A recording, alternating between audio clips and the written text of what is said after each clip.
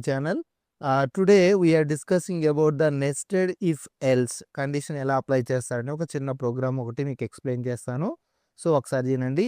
a is equal to 5, b is equal to 4, c is equal to 2, right. So ఇక్కడ నేను ఒక variable తీసుకున్నాను a and next greatest ఈ వేరియబుల్లో నేను a అనేది బిగ్ ఎలా అవుతుంది ఒకవేళ అనేది ఒక కండిషన్ రాస్తున్నాను. ఒకసారి చూడండి. a greater than b and a greater than c ఒకవేళ ఈ కండిషన్ కింద ట్రూ అయింది అనుకోండి, a greater than b, a greater than c condition కింద ట్రూ అయితే అంటే ఏ వాల్యూ అనేది బిగ్గే కదండి ఇది compare to b and c. Okay, so ఇక్కడ నేనేం చేస్తానంటే డైరెక్ట్గా ఇక్కడ చూడండి. if ఈజ్ ఏ గ్రేటెస్ట్ ఇక్కడ మీరు అబ్జర్వ్ చేయండి. ఇక్కడ ఏంటి లాజిక్ ఏంటండి సార్, ఇఫ్ అంటే కండిషన్ కదా, ఇఫ్ అంటే కండిషన్, రైట్. ఇక్కడ ఈజ్ గ్రేటెస్ట్ అని రాశారు. ఈజ్ గ్రేటెస్ట్ అని ఎందుకు రాశారంటే నేను ఆల్రెడీ ఇక్కడ కండిషన్ ఆల్రెడీ ఇక్కడ ఈ వేరియబుల్ రాశానండి. ఒకసారి చూడండి. ఓకే, ఈ కండిషన్ అనేది ఇక్కడ మనం మెన్షన్ చేసే కండిషన్ అనేది ఆల్రెడీ ఈ వేరియబుల్లో ఉంది. సో డైరెక్ట్ నేను ఇక్కడ వేరియబుల్ యూజ్ చేశాను అంటే దట్ మీన్స్ కండిషనే కదా ఎగ్జిక్యూట్ అయ్యేది, right. So next after that is a greatest అంటే ఏముందండి, ఇప్పుడు కండిషన్ ఏంటి, a greater than b and a greater than c. Next colon ఎప్పుడైతే మనం ఎంటర్ కొట్టంగానే సమ్ ఇండెంటేషన్ అనేది మనకి ప్రొవైడ్ చేస్తుంది. ఓకే, ఇక్కడ నేను ఒకవేళ కండిషన్ కింద ట్రూ అయితే మనకి ఏ వాల్యూ బిగ్ అండి, అంటే ఏ అనేది మనకి ప్రింట్ అవ్వాలి. ఓకే, సో నెక్స్ట్ ఇక్కడ ఎల్స్ స్టేట్మెంట్. ఓకే, ఎల్స్ ఈ ఎల్స్లో ఇఫ్ అండ్ ఓకే, ఎల్స్లో ఇంకొక ఇఫ్ రాస్తాం, అదే కదా నెస్టెడ్ ఇఫ్ ఎల్స్. సో ఇక్కడ చూడండి, ఇప్పుడు మనకి బి బిగ్ కావాలంటే ఇంకొకటి కంపేర్, బి గ్రేటెస్ట్ అవ్వాలంటే ఒకటి మనం కంపేర్ చేయాలి. ఏంటి కంపారిజన్ అంటే బి గ్రేటర్ దెన్ సి అండి, బి గ్రేటర్ దెన్ సి. ఎప్పుడైతే మనకి బి గ్రేటర్ దెన్ సి అయిందనుకోండి, సో దెన్ ఆటోమేటికల్గా బి వాల్యూ అనేది మనకి బిగ్ అనేది ప్రింట్ అవుతుంది. ఒకసారి చూడండి, ఈజ్ బి గ్రేటెస్ట్. సో ఇక్కడ కండిషన్ ఒకటి రాసామండి. కండిషన్ రాస్తే మనకి ఏంటంటే ఎల్స్ స్టేట్మెంట్లో ఒకసారి ఇఫ్ అనేది ఎప్పుడైతే మనం ఆ కండిషన్ ఎంటర్ చేయగలం దెన్ ఆటోమేటిక్గా మనకు ఒక ఇండెంటేషన్ అనేది ఇక్కడ ఇండెంటేషన్ అనేది మనకు ప్రాపర్గా డిస్ప్లే అయింది. ఓకేనండి. సో ఇప్పుడు మనం రాయాల్సింది ఏంటి, ప్రింట్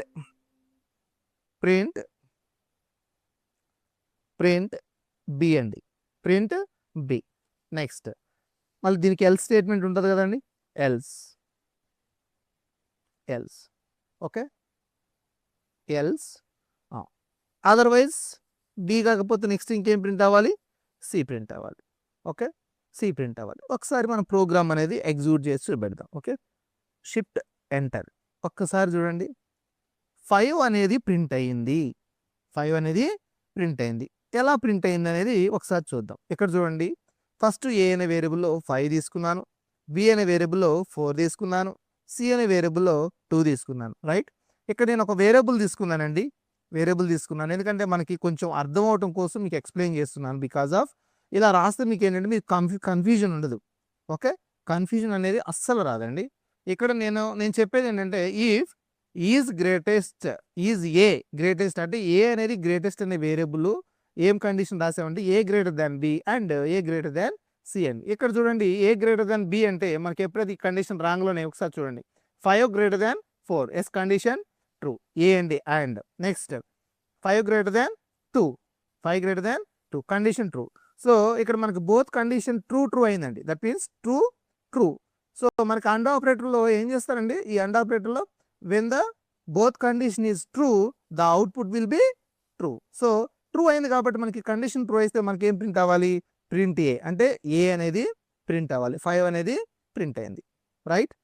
ఇంకా నెక్స్ట్ ఇంకొకటి చూడండి, ఒకవేళ ఇక్కడ చూడండి, మనకి నేను 3 ఇచ్చాను, రైట్.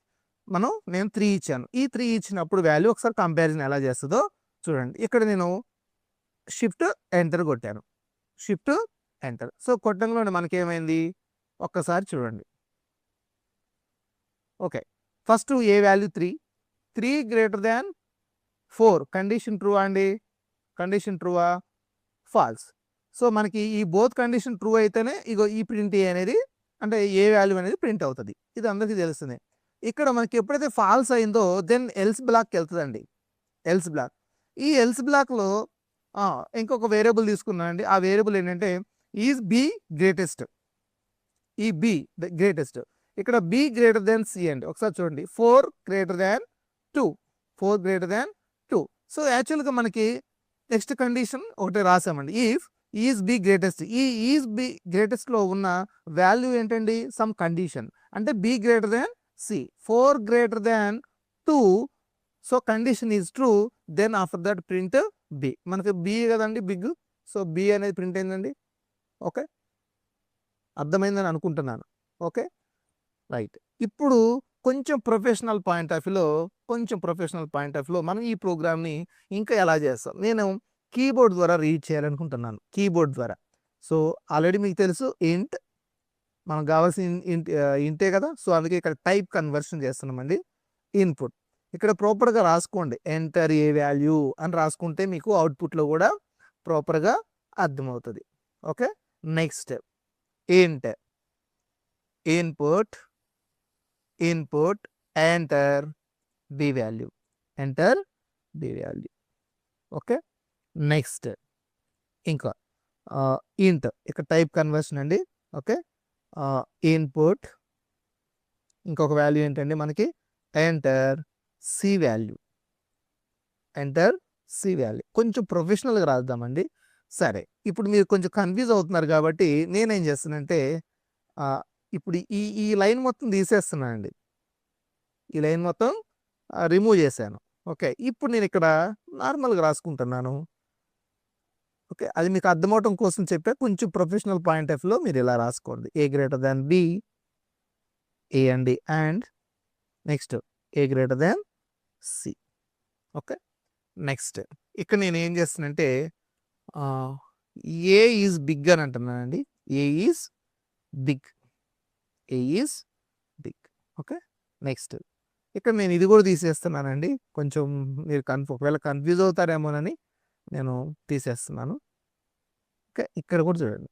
ఇక్కడ ఒక కండిషన్ రాసా. వాట్ ఈస్ ద కండిషన్ అంటే బి గ్రేటర్ దాన్ సి అండి. B greater than c. So when the condition is true, so print ఇక్కడ ఏం రాద్దామంటే కొంచెం అర్థమయ్యే విధంగా b is big. Okay, b is big. ఒకవేళ ఎల్ స్టేట్మెంట్లో మనకి ఇక్కడ సి ఈజ్ బిగ్ అండి. C is big. ఇప్పుడు చూడండి ఇందాక ప్రోగ్రామ్కి ఇప్పుడు ప్రోగ్రామ్కి కొంచెం చాలా తేడా ఉంటుంది. ఓకే, మనకి ఇక్కడ ఎర్రర్ ఎందుకు వచ్చింది చెప్పండి? ఎర్రర్ ఎందుకు వచ్చిందంటే ఇక్కడ మనం కర్లీ బ్రేసెస్ 2 ఇచ్చాం. Okay, right. సో ఇప్పుడు చూడండి ఒకసారి ఎంటర్ ఏ వాల్యూ. నేను ఇక్కడ 20 ఇచ్చాయండి. ఎంటర్ బి వాల్యూ కూడా అడుగుతుంది. సో ఎంటర్ బి వాల్యూ వచ్చేసి 12 ఇచ్చా. ఎంటర్ సి వాల్యూ వచ్చేసి some 30. Okay, enter C value వచ్చేసి 30. ఇప్పుడు యాక్చువల్గా మనకు తెలుసు ఏంటది? ఖచ్చితంగా సి వాల్యూ అనేది బిగ్. సో ఇక్కడ మీరు చూడండి సి ఈజ్ బిగ్ అండి. C is big.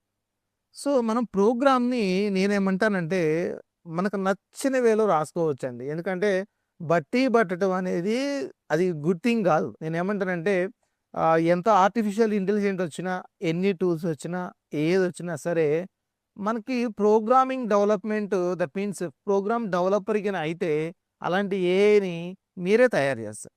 అంటే నా కాన్సెప్ట్ ఏంటంటే మనకి కంటెంట్ ఉంటే, ప్రోగ్రామింగ్ పాయింట్ ఆఫ్ వ్యూలో కంటెంట్ ఉంటే okay you can do anything అనేది నా పాయింట్ ఆఫ్ వ్యూ. ఓకే, ఇప్పుడు యాక్చువల్గా మనకి I think maybe here 1 2 3 4 5 6 7 8 9 10. So here 10 lines of code is there. 10 lines. Okay, first of all I want to know each and every line what happening in there that program. అంటే ప్రతి లైన్లో just మనకి ఏం జరుగుతున్నది అనేది తెలిసుండాలి. Okay. If you know about this line, if you know about this line, so the program is very easy. Okay. So మీకు నచ్చిన వేలో మీరు ఎలాగైనా రాసుకోవచ్చు ప్రోగ్రామ్. ఇందాక చూడండి ఆ వేలో రాసుకోవచ్చు. సో ఈ వేలో రాసుకోవచ్చు. లేదంటే ఇగో ఈ ఎంటర్ ఏ వాల్యూ అనేది ప్రాపర్‌గా ఏంటంటే మీకు అర్థమవ్వటం కోసం ఇలా రాసానండి. ఎందుకంటే మనం అలా అక్కడ ఇన్‌పుట్ వాల్యూస్‌ని ఇలా తీసుకోవడం వల్ల ఏంటంటే ప్రాపర్‌గా మనకి సిస్టమ్ అడుగుతది. సో దాన్ని తీసుకొని మనం ఎగ్జిక్యూట్ చేయడానికి పాసిబిలిటీ ఉంటది. అంటే చూడటానికి ఒక ప్రాపర్ నీట్‌గా ఉంటది. ప్రొఫెషనల్ ఏంటంటే ఈ పాయింట్ ఆఫ్‌లో చేసుకుంటారు. నేనేమంటానంటే మనకి ఈ 10 లైన్స్ ఆఫ్ కోడ్ అంటే 10 లైన్స్ ఆఫ్ కోడ్ అనేది తెలిసుండాలి. ఈచ్ అండ్ ఎవ్రీ లైన్ అనేది ఏం జరుగుతున్నది, why we are using that line అనేది తెలవాలి. ఓకే. సో దట్ పర్పస్ నేను ఈ పైథాన్ క్లాసెస్ అనేది స్టార్ట్ చేయడం జరిగింది. సో నన్ను ఆదరిస్తున్నారు. Thank you very much. So please subscribe my channel. Okay. So thank you very much. Thank you.